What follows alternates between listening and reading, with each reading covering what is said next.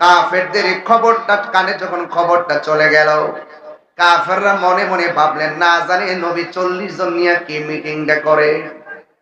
আল্লাহর হাবিব 40 জনকে নিয়ে মিটিং বসলেন, আর কাফেররা ছদ্মবেশে চতুর্দিকে দাঁড়ায় রইছে, আর হাতের মধ্যে পাথর নিয়ে রাখছে। যদি কোনো সিদ্ধান্ত কাফেরদের বিরুদ্ধে যায়, এখানে অ্যাটাক করবে। কিন্তু আমার নবী, আপনার নবী মজলিসের মধ্যে ডাক দিয়া বলে, ও আবু বকর, তোমরা যারা এখানে এসেছো, যদি হকের জন্য, দ্বীনের জন্য, ইসলামকে প্রচার করার জন্য যদি জীবন দেওয়ার প্রশ্ন আসে, তাইলে তোমাদের 40 জনের মধ্যে কে জীবন দিবে?